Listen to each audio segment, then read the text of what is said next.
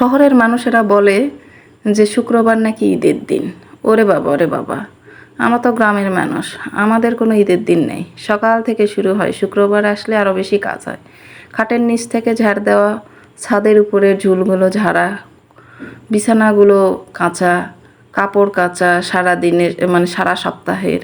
তো এরপর নাস্তা রেডি করা, পানি রেডি করা, সব কিছু এ টু জেড রেডি করে নাস্তা করতেছি আমরাও। আর আমাদের তো এরকমই জীবন, গ্রামের মানুষের জীবন এরকমই, খুব ব্যস্ত। আমাদের কোনো শুক্রবার শনিবার নেই, আমাদের কোনো ঈদের দিন নেই। আমাদের ঈদের দিনও প্রচুর কাজ, মানে আমাদের কাজ দিয়েই আমরা সকাল থেকে সন্ধ্যা পর্যন্ত আমাদের কাজ আর কাজ, আমাদের কাজ শেষ হয় না। গ্রামের মানুষের কাজের কোনো শেষ নেই। তো বাস একটা হচ্ছে তো আরেকটা হচ্ছে আরেকটা, কাজের পর কাজ। তো নাস্তা রেডি করে চা বানালাম। চা বানায় খাওয়া না হতেই আমার মেয়ে উঠেছে। আমার মেয়ে একটু দেরি করে ওঠে, শহরের মানুষের মতো আর কি।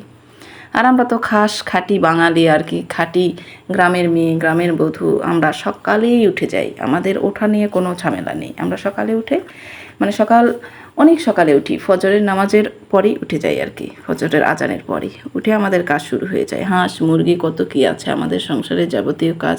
সকালে উঠেই বাচ্চাকে স্কুলে পাঠানোর জন্য সকালেই উঠে নাস্তাগুলো রেডি করে তাকে খাওয়াই পাঠিয়ে দিয়ে নিজেরা খাই আর কি। এইরকম আমাদের কোনো ঈদের দিন নেই, বরং শুক্রবার আসলে আমাদের কাজ বেশি হয়ে যায়। সারা সপ্তাহের কাপড় কাচা, সারা সপ্তাহ ধরে যেই কাজ না করা থাকে, কারণ বাচ্চাকে স্কুলে পাঠানোর জন্য যে একটা ব্যস্ততা সারা সপ্তাহ থাকে, শুক্রবারে সেটা থাকে না। এই জন্য কাজগুলো সেরে নিই।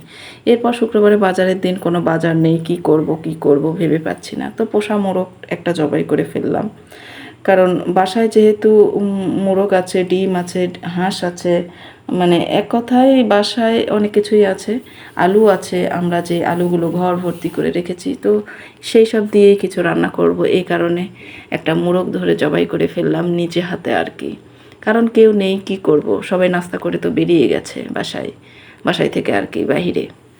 তো বৃষ্টি ছেড়েছে আর বাইরে চলে গিয়েছে সবাই। এরপর আমরা কি করব বলে মানে বুঝতে পারতেছিলাম না যে আসলে কি রান্না করব। তো এরপর মোরগটা জবাই করে যে রান্না করতে শুরু করে দিলাম। রান্নাঘরে চলে এসেছি। প্রত্যেক দিনের জন্য, সারা দিনের জন্য আর কি বৃষ্টি হচ্ছেই এইরকম।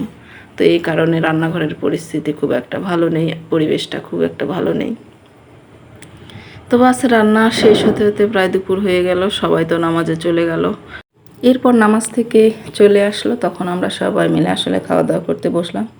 তো আমার ছেলে যাই হোক এখন খাবে না, ও একটু পরে খাবে। ও বসে থেকে টিভি দেখতে শুরু করে দিল, আর আমরা খাওয়া দাওয়ার জন্য বসে পড়লাম। দেখেন, তরকারি নেই বলে কয়টা তরকারি রান্না করে ফেলেছি। অলরেডি 4 রকমের তরকারি রান্না করেছি। এদিকে আলু দিয়ে ডিম দিয়ে রান্না করেছি, আলু ভাজি করেছি, ছোট মাছ ভাজি করেছি, আর এই যে মোরগের মাংস রান্না করেছি।